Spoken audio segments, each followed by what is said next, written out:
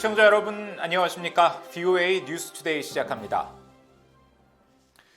미국과 한국은 점점 더 공격적인 중국에 맞서 공동 전략을 펼쳐야 한다고 마크 램버트 미국 국무부 부차관보가 밝혔습니다. 또 미국과 중국 간 전략적 경쟁이 미한 동맹과도 관련이 있다고 말했습니다. 첫 소식 김영교 기자가 취재했습니다. 마크 램버트 미국 국무부 한일 담당 부차관보는 26일 워싱턴의 민간단체 전략국제문제연구소가 주최한 화상 대담에서 중국 정부의 행동에 영향을 미치기 위한 미국과 한국의 공동 전략을 강조했습니다. 한국의 고고도 미사일 방어체계 사드가 배치될 당시 중국은 힘으로 밀어붙이려 했다면서 누구도 중국과의 무역을 배제하자는 건 아니지만 신종 코로나 바이러스 대유행에 따른 위기를 거치면서 중국이든 또 다른 나라든 하나의 공급원에만 의존하는 건 좋지 않다고 지적했습니다. Korea's largest trading partner is China. Our third largest trading partner is China. No one is saying that we want to get rid of trade with China. That would be foolish. But as we've seen through the COVID crisis, an over-reliance on a single source, be it China or whatever, is not good. 램버트 부차관보는 이어 미국의 동아시아 지역 내 우선 과제 중 하나로 중국과의 전략적 경쟁에서 우위를 점하는 것을 꼽으면서 이것은 미국과 한국 동맹 관계에도 관련이 있다고 밝혔습니다. 두 나라 모두 공격적인 중국에 대처하고 있다는 겁니다. We want to prevail in our strategic competition with the People's Republic of China. And here again is a strategic competition. We do not want conflict with China. The ROK doesn't want conflict with China. But we're dealing with a more aggressive China under Xi Jinping. 램버트 부차관보는 그러면서 미한 동맹의 확대 필요성을 강조했습니다. 미국과 한국의 안보 동맹은 북한 위협에 초점을 맞추고 있지만 주한미군의 틀 밖의 다른 영역에서 역량을 키울 공간이 있다는 겁니다. 100%. The U.S. ROK Security Alliance exists, was created, and will continue to focus on the DPRK threat. But there is also space for us to work outside of the USFK framework on building capacity elsewhere. 램버트 부차관보는 미국과 한국 두 나라가 새로운 국제적 도전에 함께 대응해 나가야 한다면서 현재 두 나라가 하고 있는 것을 현대화할 필요가 있다고 말했습니다. 또 지난해 5월 미한 정상회담 후 발표한 공동성명에 타이완 해협의 평화와 안정 유지에 관한 언급을 포함시킨 건 중요한 의미가 있다고 강조했습니다. 한국은 바닷길을 통해 원자재의 안정적인 접근성을 확보하고 제품을 수출할 수 있어야 하는 나라라면서 타이완 해협의 긴장은 보험료나 해상 운송료 등에 영향을 미치는 등 한국 대기업과 소비자들의 이익에도 직접적인 관련이 있다고 지적했습니다. VOA 뉴스 김양교입니다. 미국 공화당의 중진 의원이 북한의 최근 잇단 미사일 시험에 대해 영내 미군과 미국 본토에 대한 위협이 커지고 있다고 규정했습니다. 이에 따라 미국의 본토 미사일 방어망과 영내 미사일 방어 체계 구축을 가속화할 것을 촉구했습니다. 이조은 기자가 보도합니다. 미국 하원 군사위원회 준비태세 소위원회 공화당 간사인 마이클 왈츠 의원은 북한의 최근 잇단 미사일 시험이 영내 미군과 미국 본토에 대한 위협을 높이고 있다고 지적했습니다. 플로리다주 출신의 왈츠 의원은 26일 VOA에 북한이 최근 쏟아낸 미사일 시험은 불안정한 북한 지도자가 미국 본토와 영내 미군에 가하는 위협을 증대시킨다고 밝혔습니다.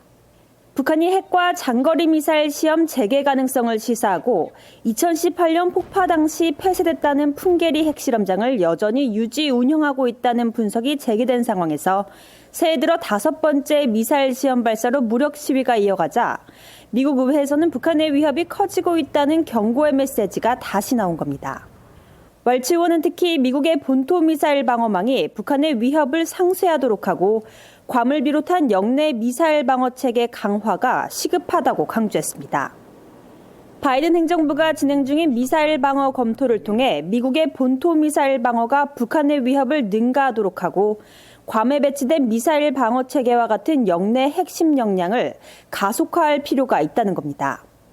미국 의회에서는 북한의 미사일 위협 증대에 대응해 이 같은 미국 본토 방어망 강화가 필요하다는 지적이 잇따르고 있습니다.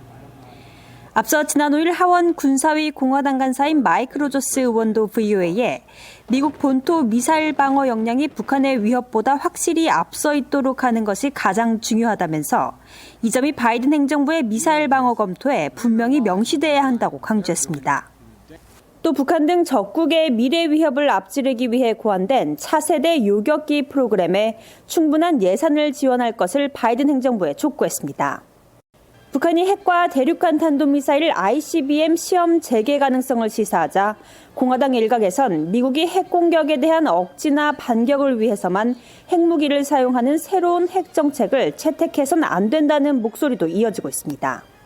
상원 외교위 공화당 간사인 제임스 리시 의원은 지난 19일 북한이 이제는 핵을 이용해 싸우고 전쟁에서 이기기 위한 전술적 역량을 가다듬고 있다면서 미국 본토 미사일 방어 역량과 강력한 핵 억지력을 유지할 것을 촉구했습니다. 리시 의원은 그러면서 바이든 행정부가 핵무기 정책을 단일 목적으로 수정해선 안 된다며 이런 변화는 동맹을 약화할 것이라고 강조했었습니다. VOA 뉴스 이존입니다. 주일 미군은 북한의 최근 순항미사일 발사와 관련해 신뢰할 수 있는 억지력을 가능하게 하고 모든 비상사태에 대비할 수 있는 최고의 준비태세를 보장하기 위해 매일 모든 영역에 걸쳐 훈련하고 있다고 밝혔습니다. 주일 미군은 26일 북한의 최근 순항미사일 발사가 일본 거주 미국인들의 안전에 미치는 영향에 대한 VOA 서면 질의에 이같이 답하고 우리는 동맹국인 일본과 정기적인 훈련을 계속하고 있으며 지난해 12월 진행됐던 레졸루트 드래곤이 그 사례라고 설명했습니다. 앞서 인도태평양 사령부는 지난 25일 북한의 순항미사일 발사에 대한 VOA의 질문에 우리는 관련 보도를 인지하고 있으며 한국, 일본과 함께 평가하고 있다고 밝혔습니다. 일본 정부가 새로운 안보 전략 지침 개정을 위한 논의에 본격적으로 착수한 가운데 기시다 후미오 일본 총리는 적기지 타격 능력을 포함해 어떤 것도 배제하지 않고 모든 현실적인 옵션을 모색할 것이라고 밝혔습니다. 기시다 총리는 26일 중의원 예산위원회에서 관련 질문을 받고 일본은 방위력을 근본적으로 강화해야 할 필요성이 있다면서 이같이 밝혔다고 교도통신 등 일본 언론들이 보도했습니다. 기시다 총리는 다만 다른 나라를 파괴하거나 전면전을 수행하는 역량은 검토 대상이 아니라면서 헌법과 국제법 그리고 미일 안보협정에 따른 기본적 역할을 넘어선 사안에 대해서는 논의할 의사가 없다고 강조했습니다.